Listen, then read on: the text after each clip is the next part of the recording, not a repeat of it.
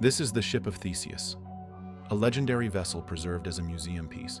Every year, a few of its old, rotting wooden planks are replaced with new, identical ones. After 100 years, every single part of the ship has been replaced.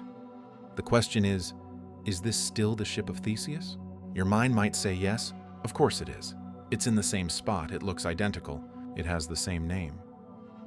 But it doesn't share a single physical atom with the original. This forces us to ask what truly defines an object, its physical material or its history and form. Now for the second, more difficult question.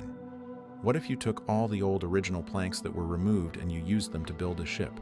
Is that the Ship of Theseus? You now have two identical ships, but which one holds the true identity? Is identity something that can be duplicated or transferred? This is a 2,000-year-old thought experiment about the nature of identity.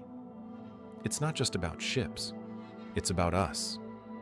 The cells in your body are constantly being replaced. The person you were 7 years ago is physically gone. Your thoughts, your memories, your very atoms have changed. You are like the ship, constantly being rebuilt, plank by plank, moment by moment. So, what part of you is you? Is it a soul, a memory, or just a continuous pattern? The paradox offers no easy answer.